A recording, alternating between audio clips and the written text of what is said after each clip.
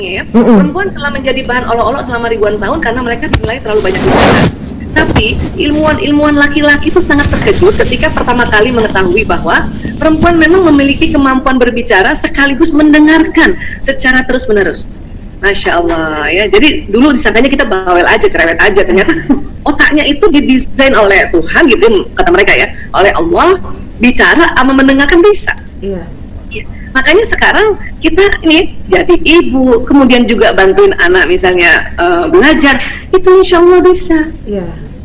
Bahkan kan sekarang anak nggak banyak, 1, ya, 2, 3. Nah itu 20.000 tuh cukup banget.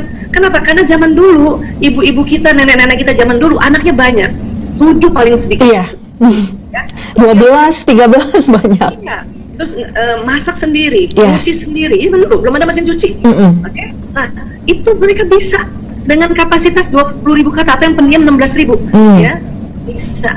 Artinya kalau kita sekarang 20.000, ya dengan anak yang tidak sama banyaknya kayak ibu-ibu zaman dulu bisa. Apalagi misalnya tinggal ya, misalnya kita mau nyuci ya, memang harus dibantu alat kan. Kalau lagi mesin cuci pencet aja, mesin cuci udah kering dan udah. Sekarang udah banyak yang otomatis ya. Ya, kita masih bisa nemenin anak duduk dengerin, ya kan? Dan nantilah kita lihat lagi bahwa perempuan multitasking, makanya bisa sambil ngapain. Betul. Dari bahasa saja, ya kata-katanya, kosakatanya, dan gerakan tubuhnya, insya Allah bisa. Ya. Bahkan kalau kurang dari 16.000 tidur malamnya gelisah, bolak-balik. Mending kita bantuin anak. Kenapa? Karena memang ibu itu pendidik utama dan pertama justru. Iya. Ya. Nah, ini yang makanya harus terima, oh bisa, insya Allah, ya kayak gitu. Ya. Nah, kemudian ini otak di tengah ini kalau ini kan otak kanan, ini otak kiri nih. Kalau dibelah, ya itu ada di tengahnya itu namanya corpus callosum. Kalau kita lihat dari samping kayak gini nih, ini yang melengkung nih. Ya, nah ini Allah mendesain corpus callosumnya laki-laki dan perempuan berbeda. Ya. Perempuan corpus callosumnya ya dikatakan oleh Dr. Robert Gross gini lebih tebal dibanding otak laki-laki. Jadi perempuan lebih tebal corpus callosumnya. Ini yang membuat perempuan mampu mengerjakan berbagai pekerjaan yang tidak saling berhubungan dalam satu waktu. Makanya inilah yang namanya multitasking. Ada perempuan ya, ada perempuan. Coba kayak gini, mungkin ya sahabat-sahabat ibu-ibu sambil dengerin webinar, mungkin masih sambil masak atau duduk juga di sebelah anaknya lagi daring, cuman si ibu pakai headset gitu atau mungkin sambil setrika ya. Atau sambil makan. Nah itu enaknya webinar online. Apa aja ya. Bisa, dan perempuan sambil mengerjakan masih bisa dengar. Betul. Bahkan mungkin dia ngomong sama anaknya, dia masih bisa dengar karena bicara sama pendengaran bareng. Ya, lihat nih ibu-ibu. Masya Allah. Kan? Iya, ya. Ini juga di luar negeri juga begitu kan, multitasking. Dan ini kalau kita sudah tahu, lebih lapang kita menerimanya. Dan kita nggak ngeluh, itu yang diminta. Aku lagi, kan itu ibu kan? Gue lagi. Padahal bisa, ya. Dari jumlah kata-katanya 20.000, kemudian otak tengahnya atau corpus callosumnya lebar. Asik kan, gitu ya. Iya. Nah kalau laki-laki corpus callosumnya memang lebih tipis 30% Allah ciptakan. Jadi otak laki-laki dibuat untuk pekerjaan khusus, otak laki-laki terbagi-bagi dan disusun untuk memusatkan perhatian pada satu hal khusus. Jadi laki-laki itu kalau ada kerjaannya di depan, dia harus fokus. Nah setelah 10 menit otaknya itu karena konsentrasi pendengarannya menurun. Makanya laki-laki hanya dapat melakukan satu pekerjaan dalam satu waktu. Jadi kalau kita mau berbagi tugas dengan suami kita, harus tahu dulu ini otaknya memang begini. Sehingga ya ketika pria membaca koran, ya baca buku, pegang gadget, nonton TV, pria tuh nggak mendengar apa yang dikatakan wanita. Betul, Bunda Aisyah. Kita terlalu baper. Ayah, tolong bantuin dong. Itu suami nggak dengar, lagi konsentrasi dan pendengarannya menurun. Jangankan kita minta bantuan, kita bilang, Abi, itu pun dia nggak dengar. Abi, Ari, baru yang ketiga, kadang-kadang mesti harus dicolek dulu. Ya, itu teknik, ya. Kenapa? Karena lagi konsentrasi dan pendengarannya menurun. Kita kalau nggak tahu, marah terus loh gara-gara ginian doang. Nah tenaga kita itu jadinya ya terbuang percuma karena apa? Baper. Bukan super tapi baper. Akhirnya bukan ya. Nah jadi ini harus paham sehingga kita tahu, oh kita colek aja ya. Karena begini, banyak bapak-bapak bilang begini sama saya, Bu Aisyah, saya heran ya, istri saya kalau manggil marah. Saya bilang itu panggilan keempat, Pak. Istri bapak cantik itu panggilan pertama sama kedua. Abi, oh pas dia lagi nengok, oh jelek gitu. Itu yang bikin laki-laki males bantuin kita. Ya. Nah ini juga laki-laki sulit diajak bicara pada saat mencari jalan dan keluar pintu tol. Ini ingat baik-baik. Ya. Kenapa? Karena dia langsung fokus. Aku mau screen capture dulu nih buat suamiku. Nanti aku kasih Oke, siap. Saya senang kalau ada teman-teman yang senang memang suka juga berbagi. Ayo enggak, ajarin lagi yang lain supaya kita menjadi super tim, bukan baper tim. Ya. Nah, ini anak laki pun gitu. Makanya nggak usah heran kalau anak laki sedang begini dipanggil ibunya nggak jawab langsung, bukan sengaja. Memang lagi konsentrasi pendengarannya menurun. Ya. Dan sekarang generasinya memang generasi menunduk. Iya, betul, Bunda Aisyah. Tapi jangan salah, zaman dulu pun generasi menunduk, mulai ditemukan alfabet yang ditulis di batu, semua juga udah nunduk. Abad-abad lalu ya. Nah, perempuan juga menunduk, tetapi kalau kita panggil anak perempuan, dia lebih cepat dengar dibanding anak laki. Ini yang harus paham. Ya, ini harus paham. Ya. Kenapa itu tadi nih korpus kolosum di tengah sini nih, Bu Syifa? Laki-laki karena lebih tipis sambung. Ini jadi korpus kolosum itu nyambung kanan kiri. Ketika lebih tipis maka otak kanan kerja sendiri, otak kiri kerja sendiri. Makanya laki-laki konsentrasi. Perempuan karena korpus kolosumnya lebih tebal, ini sambungannya lebih banyak. Ini yang membuat perempuan bisa mengerjakan lebih satu pekerjaan dalam satu waktu. Bayangin, dalam satu waktu. Terkenallah istilahnya multitasking. Tapi hati-hati, multitaskingnya juga jangan terlalu terburu-buru atau tergesa-gesa, itu jadi kacau nanti otak. Ya, nah ini. Tetapi ada efeknya nih Bu Syifa nih, perempuan gini nih, ya susah menentukan arah kanan kiri. Abi belok kanan, Abi tangannya ke kiri loh. Itu kita. Kalau ada perempuan kayak gitu, itu bukan pikun, itu kita karena perempuan banget. Oke. Naik motor, naik mobil, sennya di kanan, beloknya di kiri. Ya Allah, perempuan banget. Ini juga yang membuat kita tuh susah baca peta. Betul. Baca wase di awal itu kanan kiri suka bingung. Iya. Cuma 8% sampai 12% perempuan jago baca peta itu karena agak tomboy memang otaknya. Oke.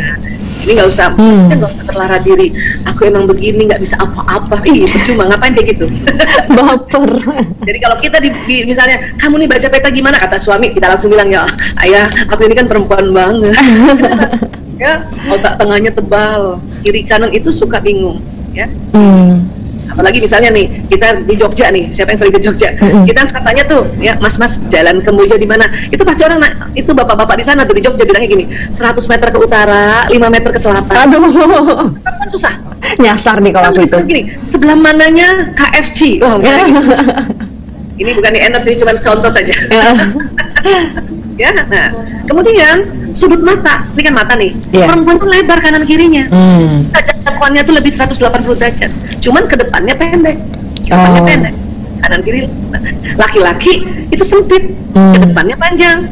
Kenapa? Karena otak mata laki-laki lebih besar dari mata seorang perempuan, dan otak laki-lakinya menyusun membuat bentuk terowongan penglihatan. Artinya yang dilihat cuma yang di depannya aja, cuma dia panjang.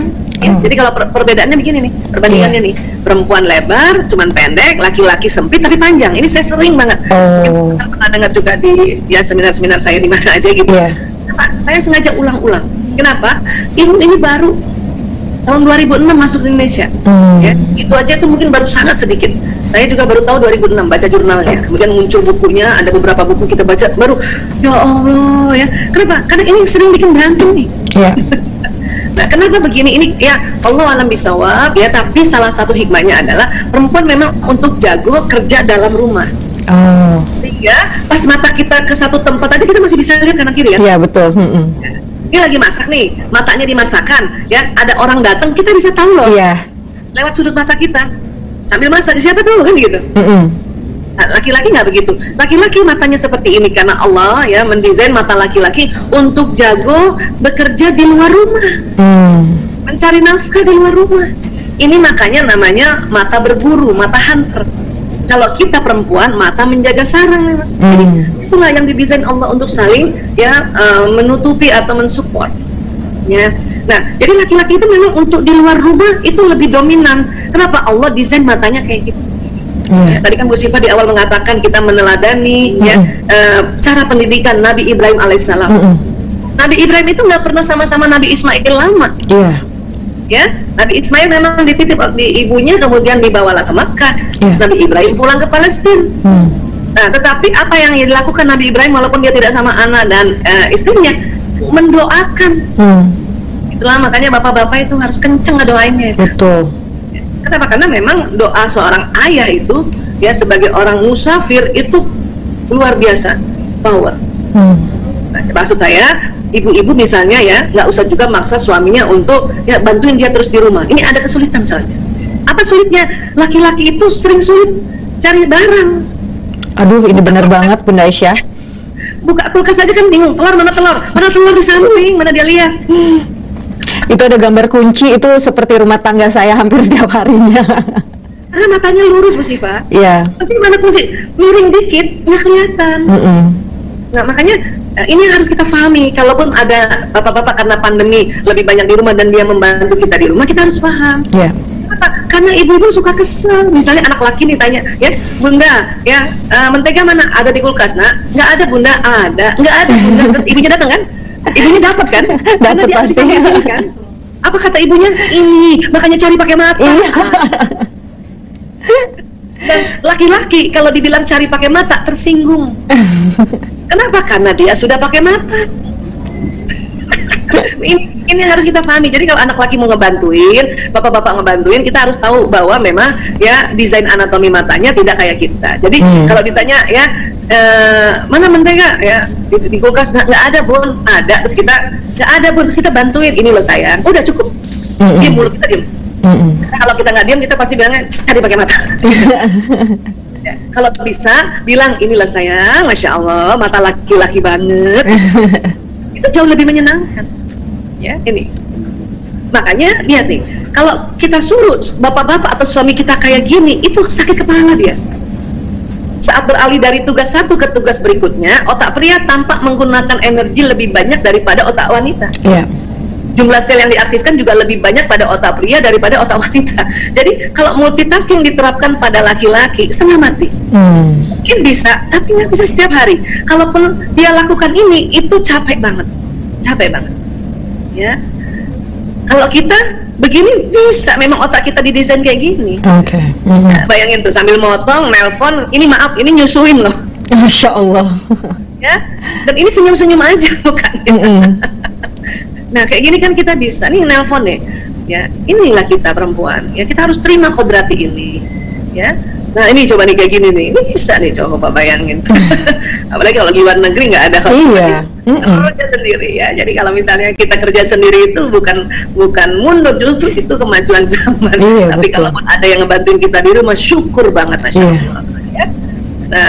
Nah bapak-bapak suruh jagain anak begini setiap hari, sakit kepala. Bukannya nggak mau, otaknya bukan didesain untuk ini. Bapak-bapak itu dari zaman dulu didesain untuk ya berburu di hutan, ya cari nafkah. Kalau sekarang karena berburunya bukan di hutan, berburu dari satu tempat ke tempat lain, nah itu tadi naik mobil, naik motor gitu. Itu jagonya laki-laki. Ya. Nah, jadi kalau laki-laki terlalu dipaksa begini, hati-hati kesehatan otaknya. Ya. Nah, jadi harus kita jaga dengan monotasking kalau buat laki-laki. Dia disuruh multitasking terus setengah mati. Tetapi sekali-sekali dia melakukan ini, ya kita bersyukur, alhamdulillah banget. Kalau ada suami udah sampai kayak gini tuh bersyukur banget Bu. Tapi dia capek banget, biarin dia tidur dulu, ya. Nah, jadi laki-laki memang bisa masak kok. Karena masak itu adalah bakat, bukan menyalahi kodrat. Karena kemarin ada yang tanya, Bu Aisyah, suami saya seneng banget masak, apakah itu menyalahi kodrat? Enggak. Masak itu bukan untuk perempuan, masak itu bakat, dan bakat itu ada di otak tengah, baik laki-laki maupun perempuan. Saya di otak tengah saya, bakat masak saya tuh sangat minim.